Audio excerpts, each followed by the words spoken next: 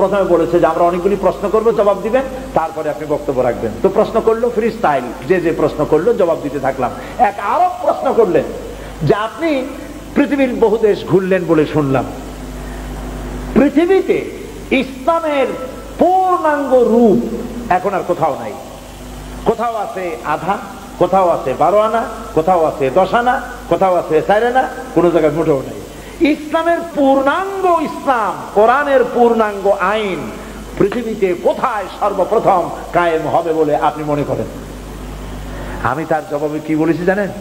আমি জবাব দিলাম, হাজার হাজার লোক সেই হলের মধ্যে ছিলেন।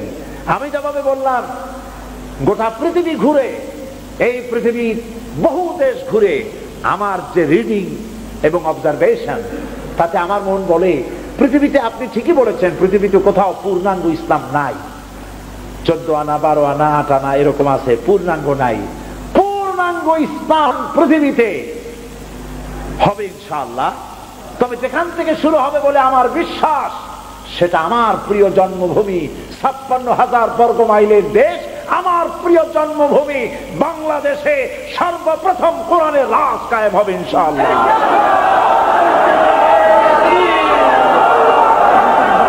আমি জানি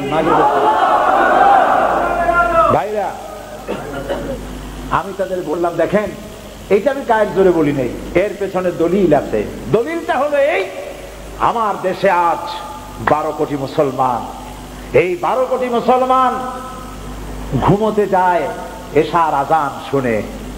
2.5 থেকে 3 লক্ষ মসজিদের মিনারা থেকে আজানের আওয়াজ হয়, আশহাদু আল্লা ইলাহা ইল্লাল্লাহ।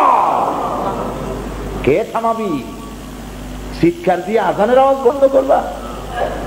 মাগরিব কি ওয়াদিयों में गूंजी अज़ा हमारी, थमता न था किसी से सैल रवा हमारा। প্রাচ্য প্রতীচ্ছে, অন্তরিক্ষে, বাতাসে, ইধারে, পাহাড়ে, পর্বতে, সমুদ্রের ঢেউয়ে রণিত, অনুরণিত, ধ্বনিত, প্রতিধ্বনিত হবে আশহাদু আন্না মুহাম্মাদার রাসূলুল্লাহ। আবু জাহেলের গোষ্ঠীরা চিল্লায়া আযানের আওয়াজ বন্ধ করে দিতে পারবে না। আল্লাহু আকবার। এই 2.5 থেকে 3 লক্ষ মসজিদের মিনারা থেকে এশার আজান শুনে 12 কোটি মানুষ রাতের বেলায় ঘুমোতে যায়। আর বাংলার 12 কোটি মানুষ এই 2.5 থেকে 3 লক্ষ মসজিদের মিনারের আজানের আওয়াজ শুনে তাদের ফজরে ঘুম ভেঙে যায়। আমার মুসলমান বাংলাদেশে লক্ষ লক্ষ মাদ্রাসা মসজিদ বুকে ধারণ করে ধন্য বাংলার মাটি। ধর্ম নিরপেক্ষ মতবাদের জায়গা বাংলাদেশে হবে না, বাংলাদেশে হবে কোরআনের রাজ কায়েম হবে ইনশাআল্লাহ।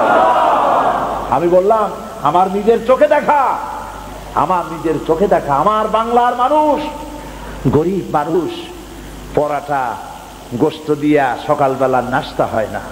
সকালবেলায় পান্তা ভাত, পেঁয়াজ, কাঁচামরিচ, কোন রকম পানি ভাত। মনে আছে না পান্তা ভাতের কথা আপনাদের? না আবার আপনারা কবেন জুনি আমাদের পান্তা ভাত খাওয়াই গেছে। কত যে জ্বালা।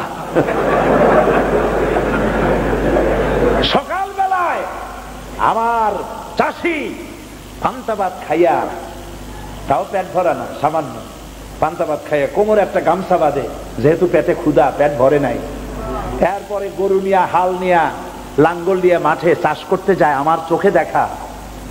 বাংলার আনাচে কানাচে ঘুরি, আলহামদুলিল্লাহ বাংলাদেশের এমন কোন উল্লেখযোগ্য জায়গা নাই যেখানে আমি যাইনি, আলহামদুলিল্লাহ। আল্লাহ নিচ্ছেন।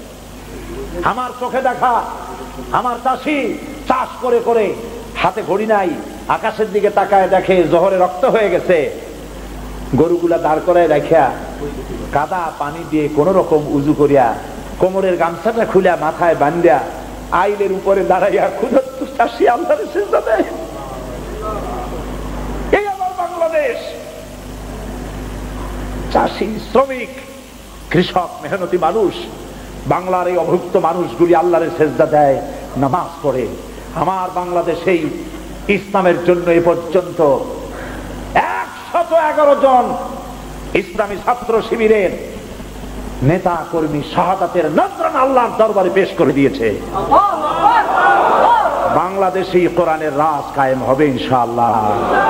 যারা বিরোধিতা করছো, 5 পাতা 6 পাতার পত্রিকা একটা বাইর করিয়া সমান ইসলামের গায়ে দিতেছো, তোমাদের নাকের ডগার উপরে কালেমার পতাকা পথ পথ করে উঠবে ইনশাআল্লাহ।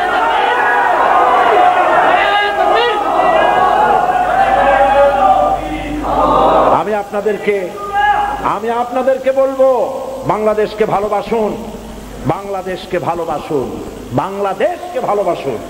এবং এই দেশে যতদিন থাকবেন আল্লাহ আপনাদেরকে রাখুন, ঈমানের সাথে রাখুন। বলি আমিন। হিন্দু সংস্কৃতিতে ডুবে যাবেন না, মুসলমান পরিচয় বেঁচে থাকুন, বাংলাদেশকে ভালোবাসুন। জীবন এবং মওতের ফয়সালা আল্লাহর হাতে, কারো কোনো ব্যক্তির হাতে মৃত্যুর ফয়সালা নাই। যদি আমার মৃত্যু থাকে কারো গুলিতে আমি শহীদ হব, সারা পৃথিবী পাহারা দিয়া সেই গুলি থেকে আমাকে বাঁচাতে পারবে না।